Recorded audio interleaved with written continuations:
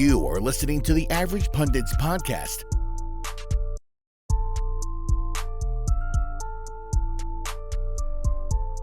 Hi guys, and welcome back to the Average Pundits podcast, your home of all things Premier League. Sheffield United are the topic today, and more importantly, Chris Wilder's departure, which it probably came as a surprise to some, maybe not so much of a surprise to others, but it was a topic we wanted to cover and get our own opinions of, because I felt like there is a lot to discuss with Sheffield. Obviously, this season has not gone in any way, shape or form the way they wanted. So without further ado, I think we'll go to our resident co-host Reese to kick off this week's opinions. I know on Twitter you were sharing on your own account, and you can see over at the Average Pundits Twitter account, Pundits Average as well, some of your own opinions about the Chris Wilder situation. Yeah, I'll actually read my tweet. I caught wind of it. I think everyone kind of did a couple hours before the actual sacking took place. I got mine from Talksport. Chris Wilder is set to leave his role as manager of Sheffield United. I retweeted that, saying unless he's being told to step down by the club, why voluntarily step down? He's probably the best team to go back into the Championship and rebuild them, bring them back up. He knows the team and what worked before, and I still stand by that. Yes, he's had a bad run in the Premier League this season, but you can't all a lot of the times the manager is the one that makes the majority of the decisions, but a lot of that can also ride on the management, the upper management, and everything that's going on there. Yeah. Not the majority of the time, it does fall onto upper man. We've just seen Manchester United get their director of football, and that's what fans have been crying at for years.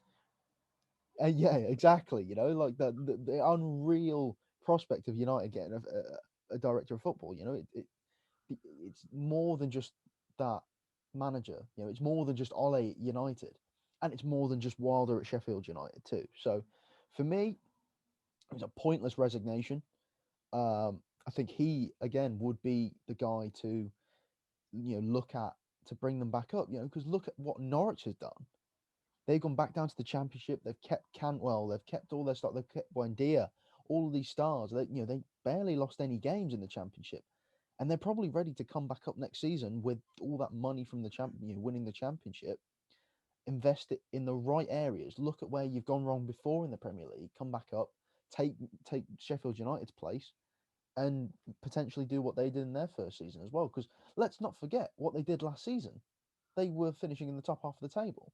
So for me, I think it's just a pointless. They should have just believed in Wilder a bit more. Believed in the philosophy. Because if you look towards the Sheffield United fans, they are not crying at all, or they were not crying at all for Wilder to step down. They were quite content with Wilder staying because he is a great manager. Yeah, and he had the backing of the players. He hadn't lost anything with the players. It was just few misplaced transfers that we'll get into. I think that was the main reason why he thought it was his fault.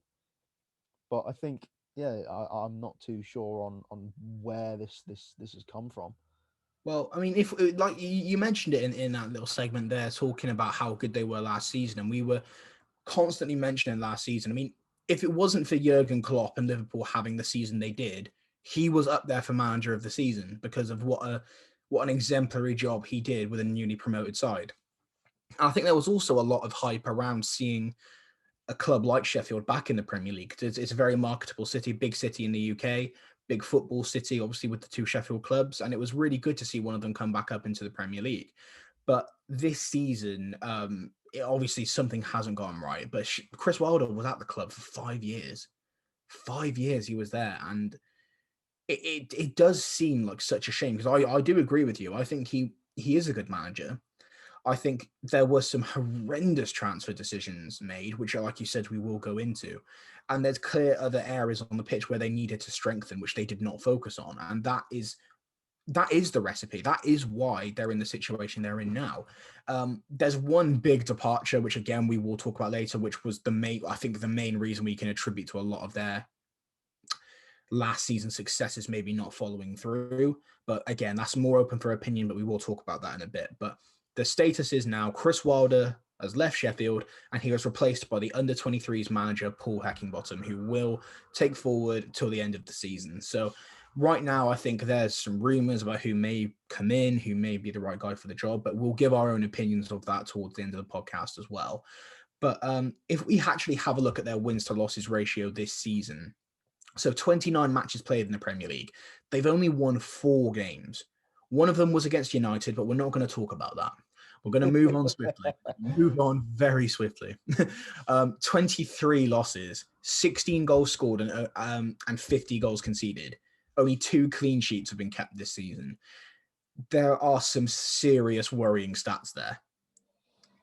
What do you think are some of the reasons why things haven't gone maybe the way they would have wanted? I just think that there's a lack of chemistry there. There's a lack of firepower mainly. I think it's they're relying on David McGoldrick at the moment, and he's only scored 6 this season. And they've got Billy Sharp and Bogle as well, hitting 3 goals and 2 goals. So they just haven't really scored that many, too many goals. They've not been hungry enough to go and get the goals. They have, I think, 7 different goal scorers this season. You look at different teams; they've got at least 10 different goal scorers. Because you've got players coming off the bench, you've got your midfielders, you've got all your strikers.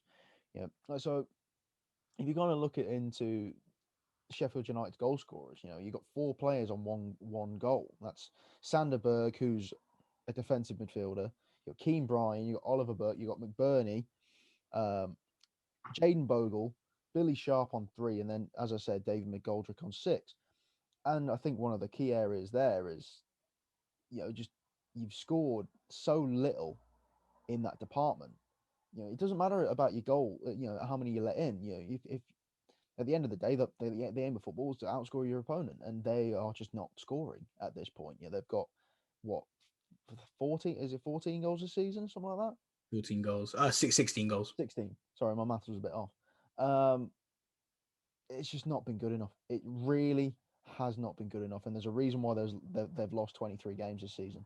They've only been able to pull out 4 victories, and maybe some might say that they didn't deserve that. So that the last game as well, when they played, I think they played Leicester, was it? Yeah. They lost 5-0, and that just shows how good of I think Wilder might have been able to get like maybe like a 0-0 out of that. He'd have saw what Leicester can do, and they left it up to the under-23s coach, and they lost 5-0. So yeah, I think definitely there were some times where this season he has managed to get the result. For example, at the United game, he was able to get a result there, and a few others this season. But I think it's just you leave you step down. The club it's no choice. The under-23s manager was stepped up. Fair play to him for stepping up, because the club's obviously in turmoil at the moment. And in that 5-0, it was an extremely, obviously Leicester are a fantastic club, and they're again in good form this season. So it was never going to be pretty. But I mean, in that game as well, another interesting point. Kelechi Iheanacho scored his first ever career hat-trick, and he looked down and out at Leicester. He looked down and out at City. He looked down and out at Leicester. Maybe we're seeing a resurgence for him. I'm actually extremely happy for him. I think he was a good player at City. I can't believe they let him go.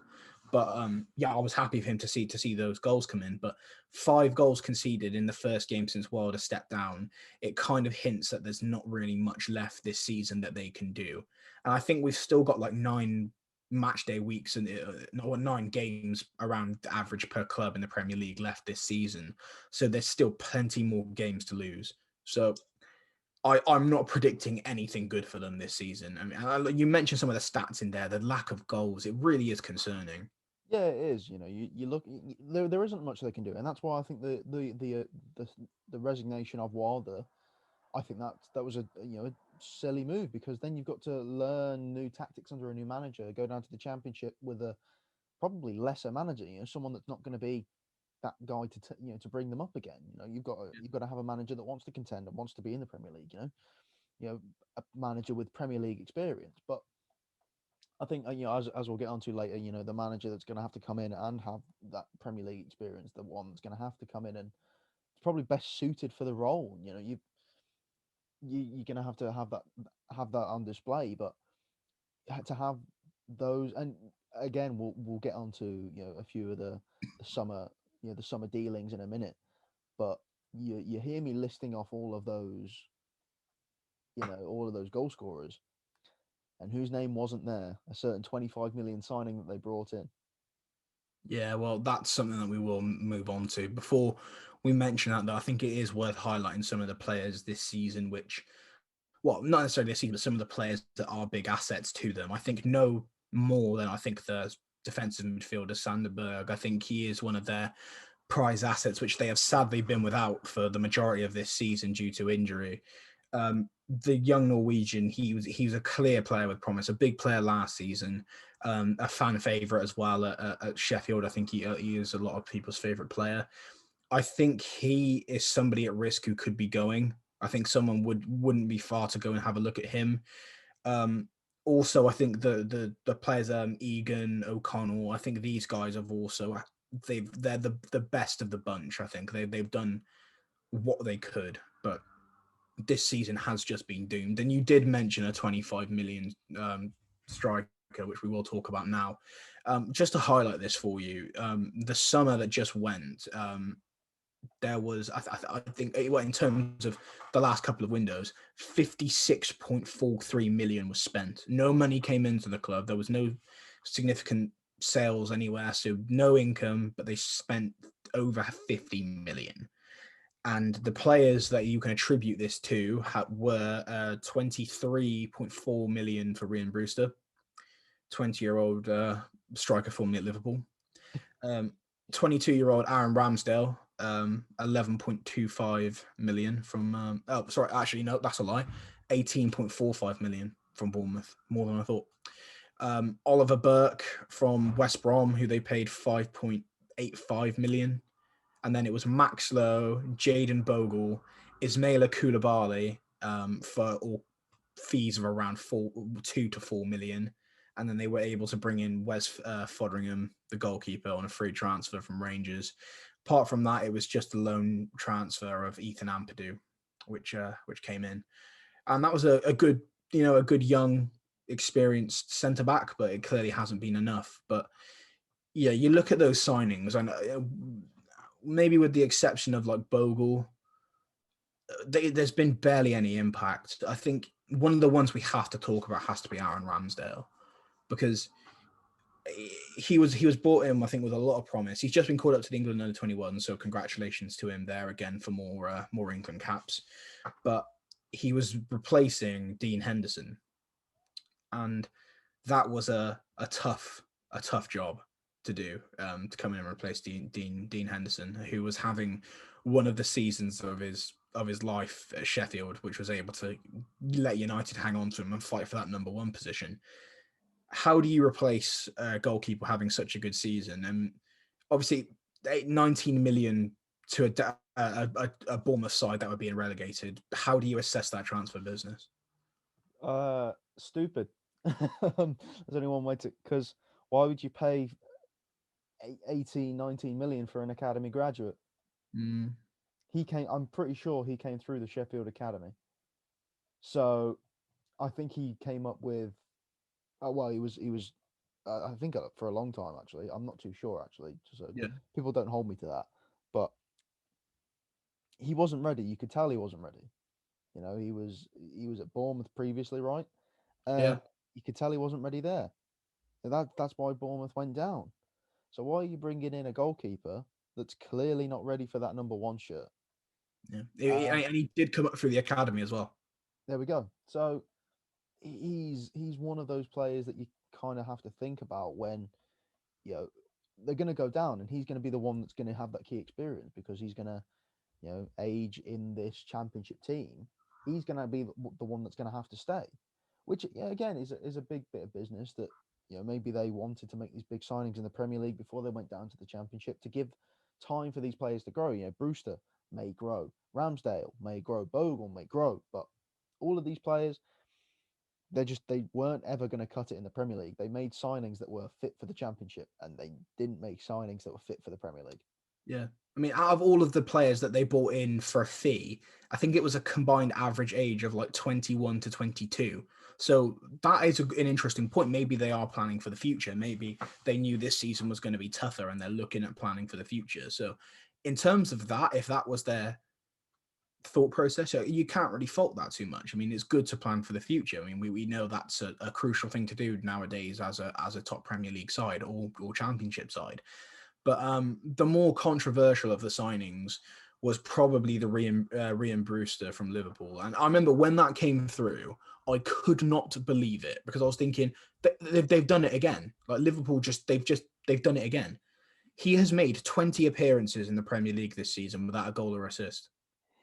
You have to, and he's 20 years old.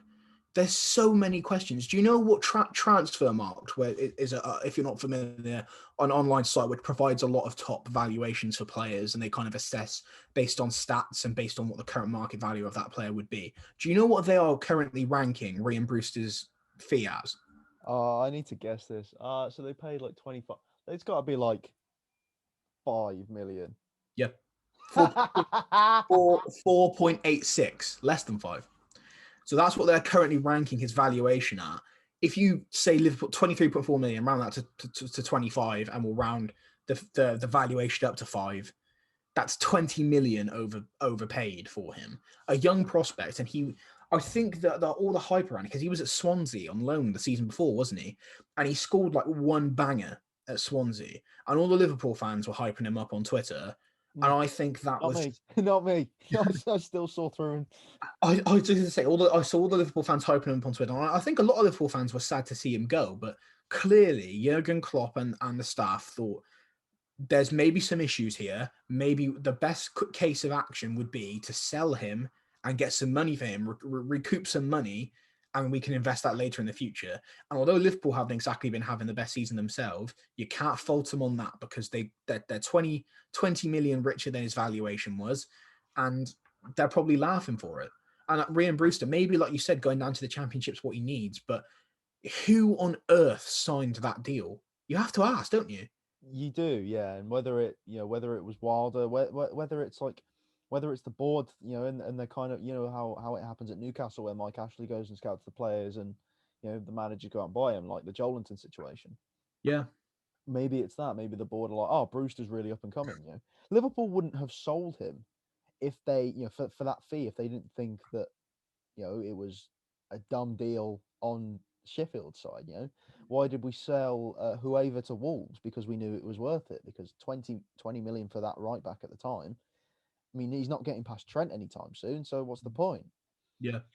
So you look at this, and you look at like 25 million for Brewster, right, or just below. Add 1.5 million onto that transfer fee, and that's how we bought Thiago. So just kind of, there's levels to this game. I mean, yeah, Thiago hasn't been the greatest this season as well, but you just have to look at how the class of players and age and being English in this league does it does add to the fees. But my word, it was terrible business. I have to say, I was laughing. I had to contain my laughter. Well, not contain. I actually let out a lot of it just then. But Well, it was so silly. Well, let's tell you what then. Let's move on. Let's talk about the second attacker they brought in the summer. They brought in 23-year-old Oliver Burke from West Brom, and before that, he had a bit of a weird career. The Scottish, mainly a winger, but he tends to play down the middle as well. He was actually before, I'm pretty sure, in the Bundesliga. I think he was over at Leipzig. Very weirdly, not again, odd situation. Not quite sure how he got there, but there he is. But anyway, they bought him in for around just under 5 million. 19 appearances in the Premier League this season and 1 goal and 1 assist. Hey, it's better than Brewster. Yeah, 20 million cheaper and better than Brewster, but again, really poor return. I think that they've just got to look at where they've gone wrong. Like, they know where they've gone wrong now, and they have to just accommodate for that. They have to just rely on Brewster to come off the bench. They have to get in a new striker that's proven that he can score. Get into those positions. They've got to do their scouting. They can't just rely on Football Manager. They can't just rely on potential. They actually have to be good now to be in the Premier League. You look at say if you were playing a FIFA career mode, you're not going to sign Brewster to start in your starting lineup because he's 65 rated. You're just not going to do that. You're going to go and sign some 75 rated guy that can actually score. It's simple. There's levels to this game. True FIFA tactician there from Reese. You can tell I've been playing a lot of it. Yeah. It's honestly just absolutely baffling. I mean, the other players that we mentioned, Barr, Brewster, Burke, and Ramsdale, Max Lowe and Bogle, you can't really fault them. But to both fees of 3.47 million from Derby, they bought both of those guys in from Derby, and they've been more prominent in this team again. They've been part of a struggling side all round. They've done what they could, and they're not there to get the goals. They're there to provide level to the back four. Ismaila Koulibaly, only 90,000 they paid for him from Norway, I think, from the Norwegian league. So not too much to say about him there. And then Fotheringham was obviously a substitute reserve goalkeeper. Overall, one word to sum up their last couple of windows. Diabolical. Mm-hmm. Yeah, I think that's a perfect word. That's our word of the day. Diabolical. the SpongeBob meme where it's the rainbow. It's like, yeah. Diabolical. Yeah. Genuinely. It has been absolutely appalling. But I mean, if we're looking at, obviously now they're going down. They're not going to win much more, are they?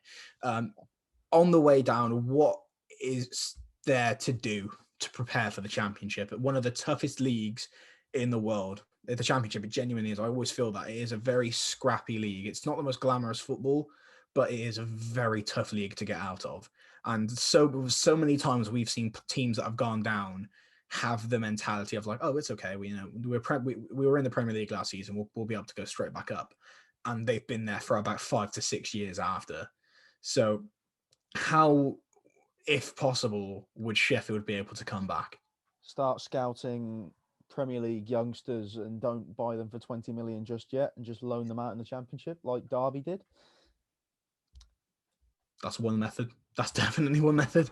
Like Aston Villa did. You look at where they were. They had Tammy Abraham, and he was firing on all form, and that basically helped them to get promoted. That's what Aston Villa did. You just got to look to the Premier League, who's not being used, and loan some players. You've got to use that. Because there is, I believe there is like a transfer budget, sort of financial fair play going on that's quite strict compared to the Premier League. Yeah. And you've just got to use that to your advantage. Use your budget and just loan a bunch of players. Yeah. Use that year-long loan, and then when you say if you get promoted to the Premier League, use that money to then maybe buy out those contracts. Yeah. Say there's like a year left on one of the deals or 2 years left on one of the deals. They've got a year left in their contract. Buy it out because you can get that at potentially at a reduced rate because either they've got to sign the contract or you can buy it out and pay them more. So you've just got to look at who's going to be able to be available to go on loan, who's going to value that that championship experience, and who is going to be available basically. Yeah, I think they've definitely got their work cut out for them. Not having a experienced top flight manager is going to definitely play out of their favor.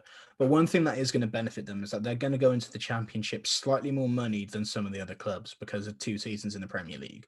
So they'll have the money there. I'm not sure if they'll need to balance the books out a bit because, they spent 50 million in the last window without having anything brought into the club in terms of signings. So maybe they might have to sell someone, possibly. I think the only real player that I could see going there's a couple of Premier League caliber players that are in that team, I think, but the only one real star I think they could recoup some money for is probably Sanderberg.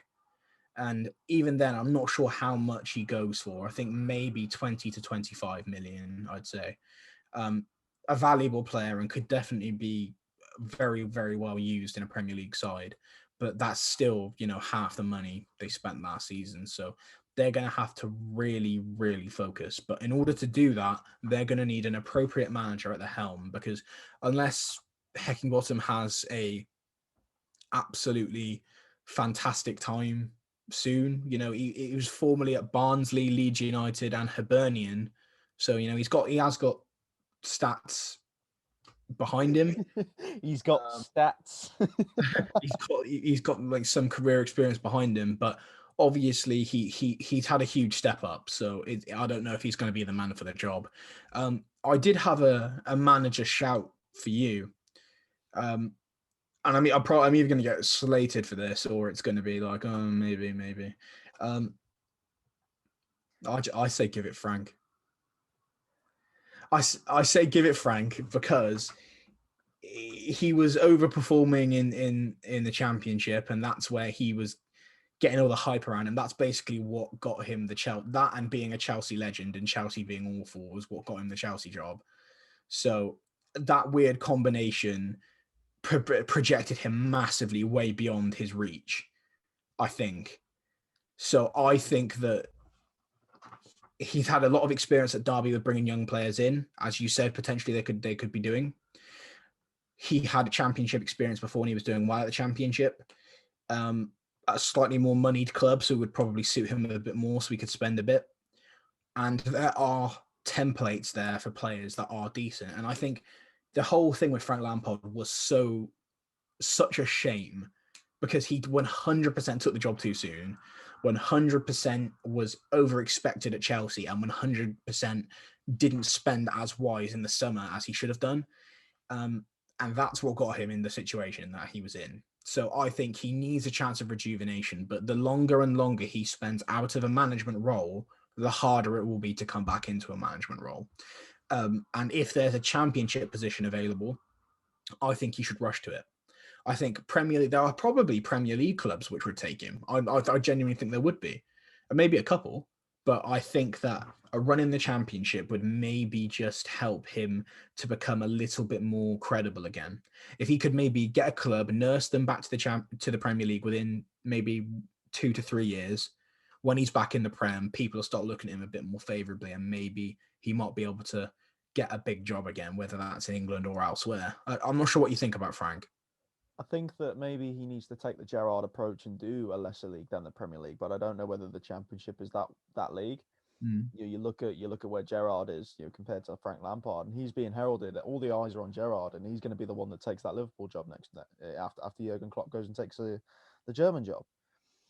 But for me, I think Frank does need a bit more Premier League experience before he takes that sort of job on. I think he does need that Premier League experience. I think that this club will need a guy that has experience with promotion. Yeah. Frank Lampard didn't get promoted from the Championship. So I've gone with a guy that I think was, he was in charge of this club. They did fantastic under him. I would give the job to Eddie Howe.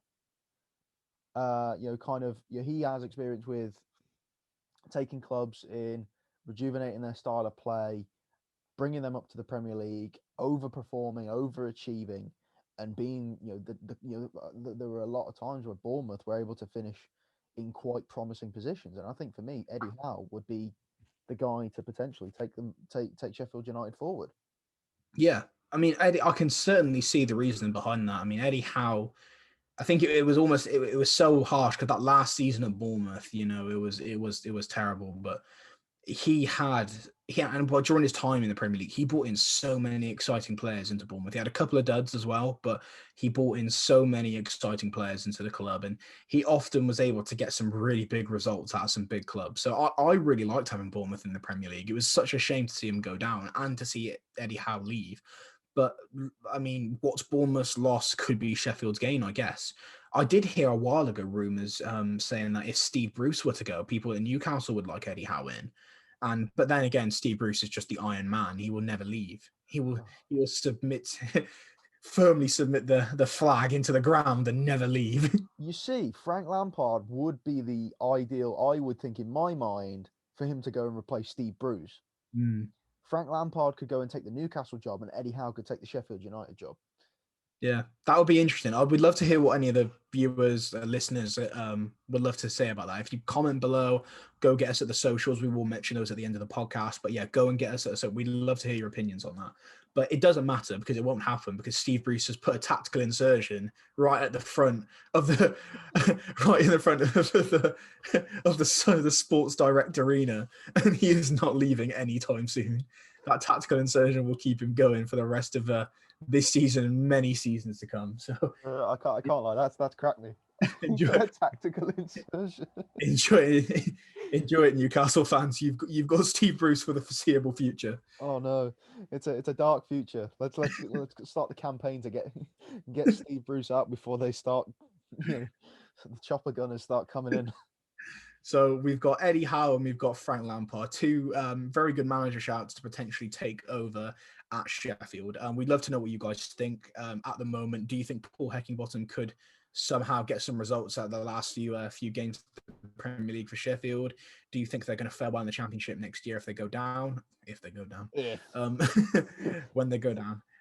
Let us know. Get interactive with us. We are available on Instagram and Facebook at The Average Pundits. We are on Twitter at Pundits Average. And recently, the socials have been going crazy. So, we hit a huge milestone on Twitter. We've got over 100 of you now, well over 100 of you now following us on Twitter.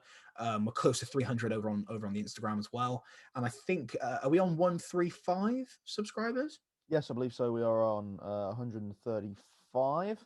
As of recording at the moment. So if that's jumped up, then thank you very much for those singular subscribers that have joined the Pundits Army.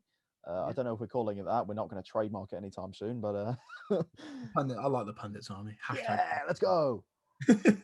But thank you very much, guys. As always, we will be back next week with another very interesting topic. If you are watching this on YouTube, please do like and subscribe. It does help us an awful lot, and we are well on our track to reach 150 subscribers, which we're hoping we can do fairly soon. But Reese, as always, a good podcast. Absolutely. You got to deep dive into a team like this that's definitely going down.